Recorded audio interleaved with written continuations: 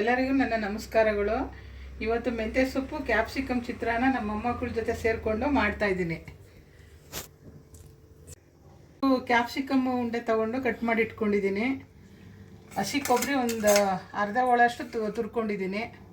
ಒಂದು 10-12 ಹಸಿಮೆಣ್ಸಿಕಾಯಿ ತೊಗೊಂಡಿದ್ದೀನಿ. 2 ನಿಂಬೆಹಣ್ಣು ತೊಗೊಂಡಿದ್ದೀನಿ. ಮೆಂತ್ಯ ಸೊಪ್ಪು ಒಂದು ಕಟ್ ತೊಗೊಂಡಿದ್ದೀನಿ. ನೋಡಿ, ಎಣ್ಣೆ ಹಾಕೋತಾ ಇದ್ದೀನಿ. ನೋಡಿ, ಇವಾಗ ಸಾಸಿವೆ ಹಾಕೊತಾ ಇದ್ದೀನಿ.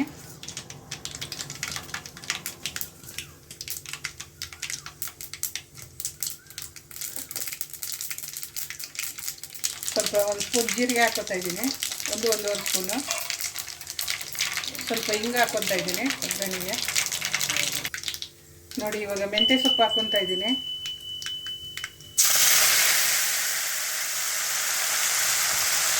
ಇದು ಎಣ್ಣೆಲಿ ಗರಿ ಬರೋವರೆಗೂ ನೀವು ಕ್ಯಾಪ್ಸಿಕಮ್ ಅದೆಲ್ಲ ಹಾಕಬೇಡಿ. ಇದು ಎಣ್ಣೆಲೇ ಗರಿ ಬರಬೇಕು, ಫ್ರೈ ಮಾಡ್ತಾ ಇರಬೇಕು. ಇದು ಗರಿ ನೋಡಿ. ಈಗ ಕೊಬ್ಬರಿ ಜಾರ್ಗೆ ಹಾಕ್ಕೊತಾ ಇದ್ದೀನಿ.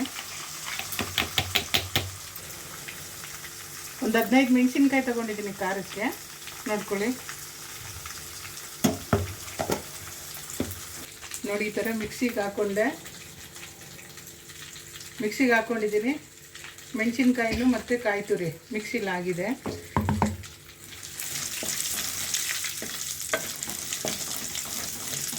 ಫುಲ್ಲು ಗರಿ ಬರಬೇಕು. ಗರಿ ಬಂದಮೇಲೆ ಕ್ಯಾಪ್ಸಿಕಮ್, ಬಟಾಣಿ ಹಸಿದಿದ್ರೂ ಹಾಕೋಬೋದು ನೀವು.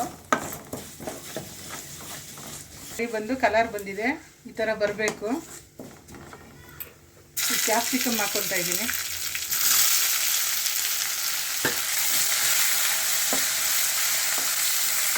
ಬೇಲಿ ಅಂದ್ಬಿಟ್ಟು ಸ್ವಲ್ಪ ಉಪ್ಪು ಹಾಕ್ಕೊತಾ ಇದ್ದೀನಿ.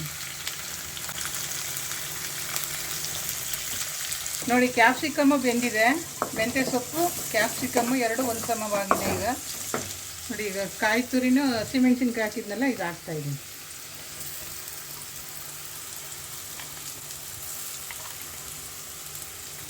ನೋಡಿ, ಇದು ಫ್ರೈ ಮಾಡ್ಕೊತೀನಿ ಜೊತೆಲಿ ಹಾಕೊಂಡು.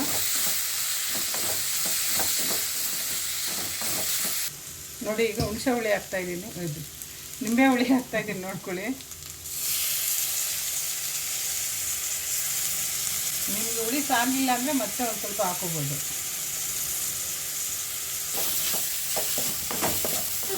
ಸ್ವಲ್ಪ ಕ್ಯಾಪ್ಸಿಕಮ್ ಮೇಲಿ ಅಂತ ಉಪ್ಪು ಹಾಕಿದ್ದೆ.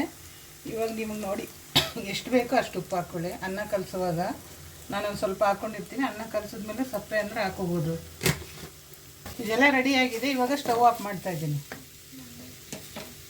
ಅನ್ನ ನೋಡ್ಕೊಳ್ಳಿ, ಅನ್ನ ಹಾಕ್ತಾಯಿದ್ದೀನಿ.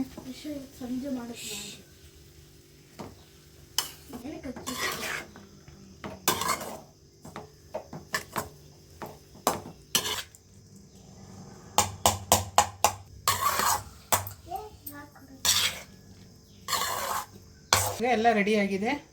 ಕ್ಯಾಪ್ಸಿಕಮ್ಮು ಮೆಂತ್ಯ ಸೊಪ್ಪು ಚಿತ್ರಾನ್ನ ನೀವು ಮಾಡಿ, ತುಂಬ ಚೆನ್ನಾಗಿರುತ್ತೆ ಟೇಸ್ಟು. ನಿಮಗೆ ಈ ವಿಡಿಯೋ ಇಷ್ಟ ಆಗಿದ್ದರೆ ಲೈಕ್ ಮಾಡಿ, ಶೇರ್ ಮಾಡಿ.